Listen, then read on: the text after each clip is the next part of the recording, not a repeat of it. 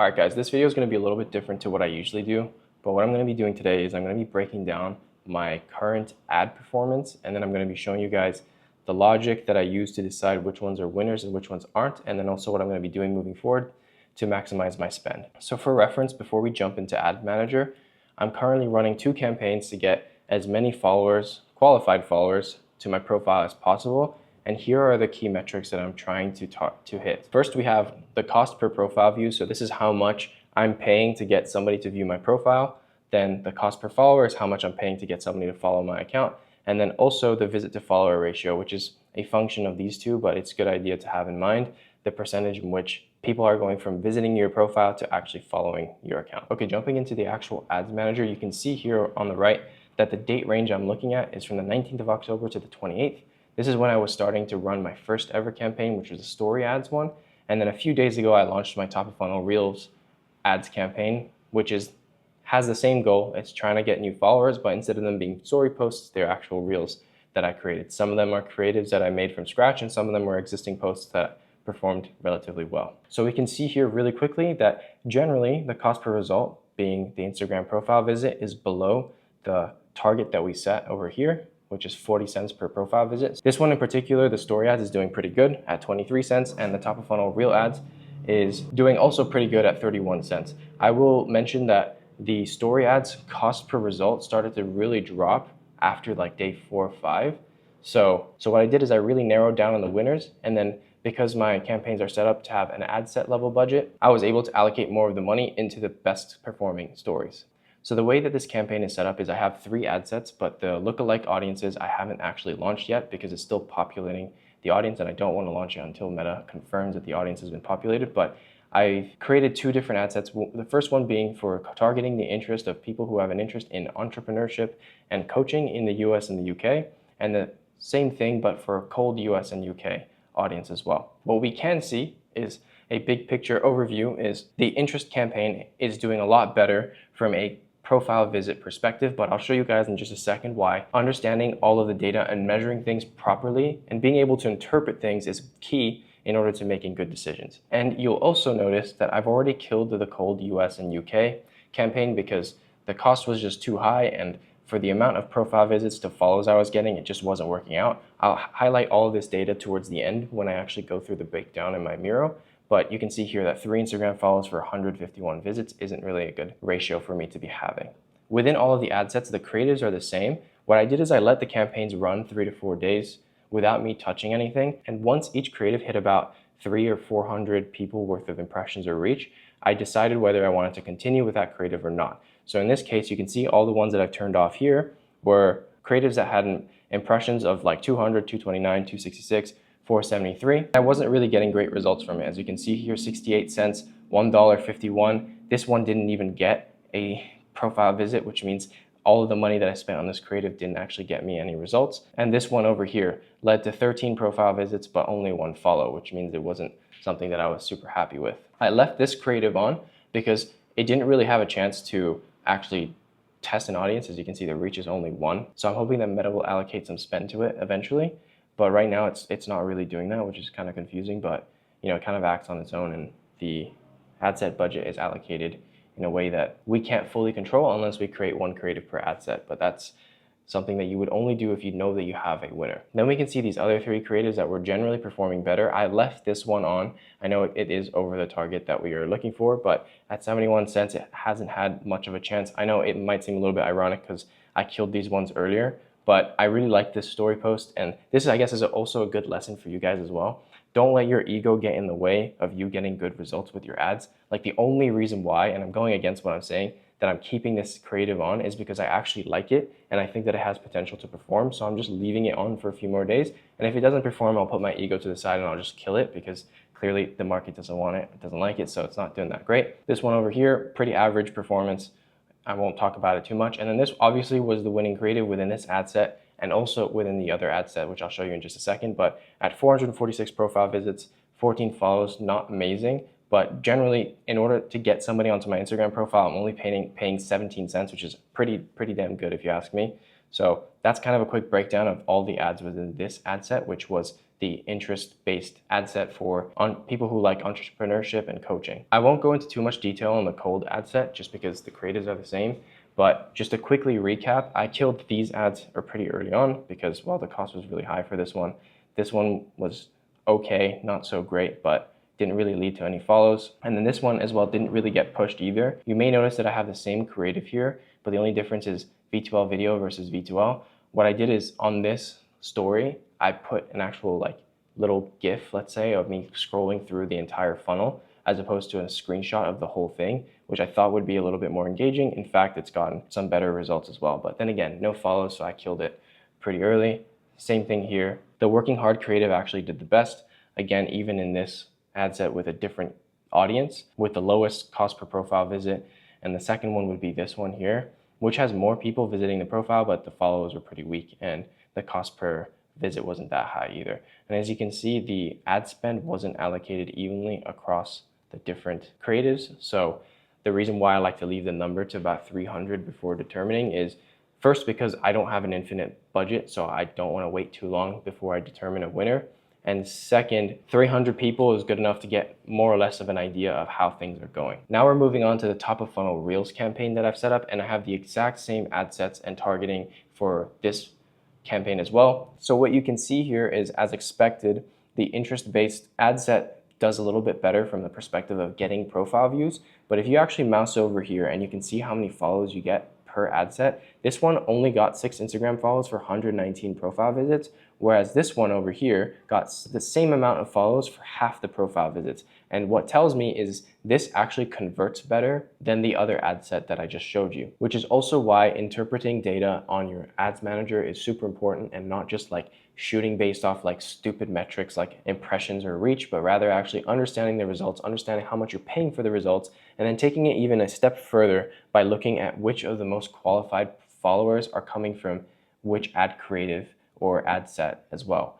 Unfortunately though, I think Meta has changed the way that you're able to actually check where each follower comes from the perspective of like which ad creative and which ad set. Because what you used to be able to do is when somebody follows your account in your notifications tab, you would be able to just like click kind of in between the follow back and this person followed you row, and then it would take you to the exact creative that they followed you from. But unfortunately they took that away, so it's kind of hard to measure where my qualified followers are coming from. I'm sure there's a way to work around this. I'm obviously going to get back to looking at this data again after this video, and if I find anything, I'll be sure to let you guys know. But let's just say that Meta doesn't do you any favors in terms of trying to actually figure out which your best performing creatives are from a follow standpoint. Because as you can see here, the results don't actually show where the followers come from without you having to mouse over, which is very tedious to do. It should be like its own column as well, where it's like results 1, results 2, or something like that. I don't know why they haven't set it up that way. It's kind of frustrating. But anyways, moving on to the actual creatives within this ad set for this campaign, you can see here that there are 10 creatives in here, 8 of which are ones that I actually made from scratch, and 2 of which are ones that were best performing videos on my feed.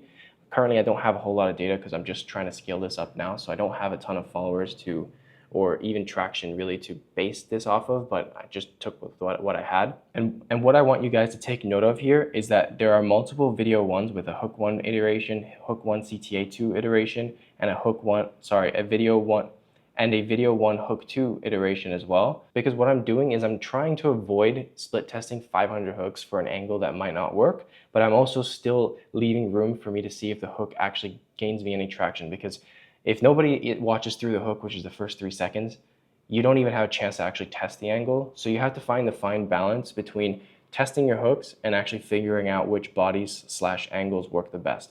Because if you make an ad set with like 30 creatives or whatever, you shouldn't really go past 10, 15. But let's say you make an ad set with 10 creatives and they're all just the same video but with different hooks, you might blow your entire budget on an angle that doesn't even work. Like the body isn't even one that converts. So you just split tested a bunch of hooks for nothing. So what I did is I just took the 2 best hooks that I filmed that day, and then I decided to make them into 2 different creatives to see that if those hooks have any difference in performance, and then also to see if the body of the video actually works itself.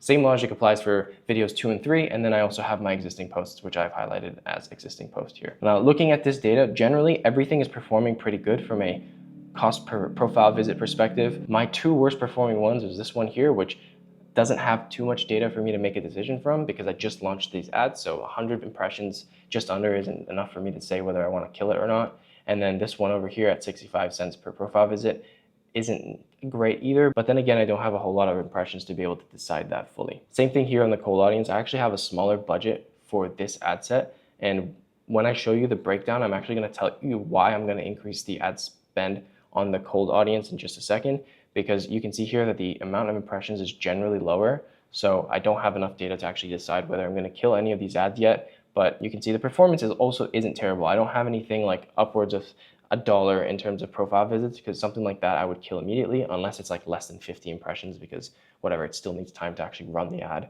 But here, same logic applies, same creatives, same approach, just testing it on a different audience. Now, this is probably my favorite part of the video, where I'm going to actually show you the breakdown and the logic that I'm using to decide which ads are doing well, which ones I'm going to cut, and what I'm going to be doing moving forward, and what each data point means. So generally, for the story ads campaign, we can see that we're crushing it from the perspective of our target being 40 cents per profile view. We have 23 cents, which is basically half. So that's really good. There's no doubt about that. Our cost per follower being at $4 for the story ads campaign in general isn't great because it's at 7.6. This is twice as high, almost twice as high as what we would be liking to get. So that isn't a good sign either. And then the visit to follower ratio as well isn't amazing at 3% because we want it to be closer to 10.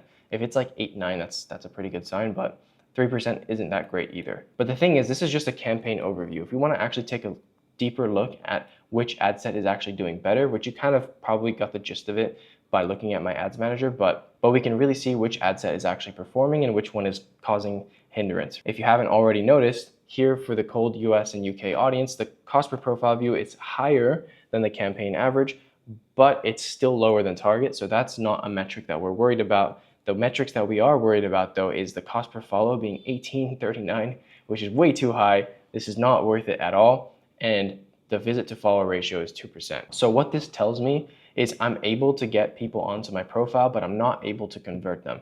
It's too soon for me to say that my profile isn't doing a good job at converting, because maybe what is happening is these people who are actually clicking on the ads are not the kind of people that I want following me, so they're gonna just hop off anyways. Now, when we look at this ad set, we can see it's doing a lot better, right? The cost per profile view is literally less than half of what our target was at 19 cents. That's amazing. Cost per follow is a little bit over at 5.58, so it's not terrible, but the visit to follow ratio isn't also great either. So what I suspect is happening here is I'm getting decently qualified people onto my profile, but not enough of them are converting. So what I need to do is I need to take a step back and look at my profile and see how I can optimize it, right? These are things, I'm not listing them in order of priority. They would be my profile picture, which doesn't play too much of a difference. Like, there's only so much you can do with the profile picture, but the bio, I could definitely work on optimizing my bio. It's on my to-do list, and clearly now I have a reason to do it sooner rather than later. The highlights that I have on my page, and then the existing posts as well. The one thing that's kind of out of my control, because I'm not going to buy followers, that's just stupid, is the amount of followers I have, because maybe some people have like a weird thing where they care about the actual number of followers that you have. Like, I understand that there's an element of social proof to it, and it could be that because I'm still under 1,000 followers on my account, people don't like really see a lot of scarcity or like social proof that I'm someone worth following. So that could be an element too. But unless I do a survey of every single person that I've advertised to, I'm not going to find that out for sure. So that's something that I can't really like lean on too much. But what I can do is act on the things that I can control, like optimizing my bio, my highlights, my posts, and all these kinds of things as well. Like actually treating my profile as a landing page, because that is the best way for me to convert these people from just viewers to actual followers. And then from there, they become leads because I will reach out to them. They'll see my content and all that kind of stuff. So that was just for the story ads campaign. Moving on to the video ads campaign. Luckily, we can see a lot more green here, which is very relieving to see. And that was kind of my suspicion, that video ads were going to be a bit better because it gives me a bit more of a chance to actually explain something, whereas a story ad, it's a very short snippet of you trying to portray or like get your message through. But regardless, we're not hitting our metrics on everything here. So cost per profile view, again, 31 cents is pretty good. Cost per follow, 4.50, so that's actually really good because we're quite close to the target. We're not quite at $4, but we're just over. And like I said, the campaign just started running like 3 days ago, so I still need some time for Meta to do its thing and to actually push it to the right people and, you know, collect more data and have a chance of actually improving.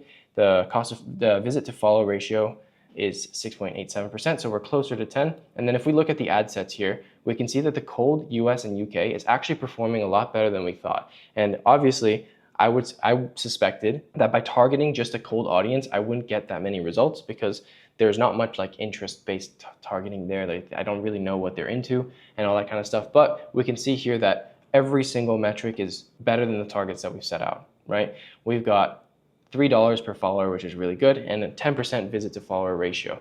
The only caveat here and nuance, which I want to highlight and make sure, is that just because you're getting follows doesn't mean that it's doing well, because if you get like 1,000 followers of a bunch of teenagers who are like into sports, then it doesn't really matter if that's not related to your offer. If it is, great. Maybe you're like a coach for upcoming like athletes that are, you know, graduating high school or whatever it may be. That makes sense. But for me, if I were to be getting those kinds of followers from this ad set, that wouldn't be a good sign. And even though I'm not paying too much for it and I'm getting a lot of followers from it, it doesn't make it worth it. This is going to be something that I'm going to do a little bit more investigating in, because I have to find out exactly how I can measure this properly, because the only way that I actually knew how to do this before was by clicking the, like I said earlier, the row in between, sorry, the space in between a handle of the person following you and the actual follow back button. That would take you to the ad creative where people were following you from, but unfortunately this time it's not working, so I don't really know. So there's not much I can really do there. And looking at the interest entrepreneurship / coaching ad set for the US UK, we can see the cost per profile view is really good, quite low. Cost per follow is, again, not amazing, but it's still pretty close to my target, so I'm gonna keep it on for sure. And the visit to follower ratio is 5-ish%, which, like I said, isn't great, which probably means that I do need to optimize my bio, because if I do, I'll probably convert higher from this perspective as well, right? Like this metric here, cost per profile view, your actual profile setup has nothing to do with whether people are interested in your creative or not. This number is purely determined on how well your creative is doing. If a lot of people are clicking through from creative to profile view, that means that the creative was good. Like, good job. I tried to write a G, whatever. But then if people are not converting here and you're spending a lot of money on the cost per follow, that probably means you need to optimize highlights, your stories, and your posts as well. Because for some reason, people are going from, hey, this creative is interesting, this ad is cool, let me check out this guy's page, but they're actually not converting here, which is a problem that I need to be working on. So to recap overall, it's only been 10 days that we're running this ad strategy on our account, so I'm not really too worried. I'm also at a stage where I don't have a lot of people to retarget from. If you've seen my previous video I made like last week about the best retargeting strategy, I can't implement that for myself just yet, because the amount of interactions and engagement and followers and all that kind of stuff where I would build that custom audience from, I don't really have enough people on my account yet to do that. So I created a lookalike audience based off people who are interacting with my stuff and people who viewed the ads but didn't actually convert, because my general suspicion is the landing page being my Instagram profile isn't good enough yet. So I need to optimize that to actually get more people to convert. So like I said, I created that lookalike audience to target people who are very similar to the people who previously engaged with my content. And I will be launching those in a couple of days once Meta confirms that the population has been added correctly. So yeah, guys, I hope you found this video useful. This was not really my usual style. I kind of wanted to just keep it candid and raw with you guys. Like, this is kind of like the process that I'm going through. I'm currently trying to build my offer out. I'm showing you guys the actual numbers of all the things that are going on in my business so that you can get an idea of what is actually happening, and you know that I'm not bullshitting you, because I just showed you my ads manager and I showed you my interpretation of the data as well, and I've outlined exactly what I'm going to be doing next. So I hope that you found that useful, and I hope that you appreciate the transparency, because I feel like there is a bit of a lack of transparency these days, generally when it comes to social media and this kind of stuff as well, because people love to talk about the highlights, but not many people like to be vulnerable and expose all the things that are going on internally that they don't want the outside world to see. So yeah, thanks again for watching the video. If you guys found it useful, please drop a like, subscribe, do all that kind of stuff. If you want me to make a specific video about anything related to scaling your coaching or info offer, then please be sure to drop that in the comments. And then yeah, guys, I'll see you in the next one.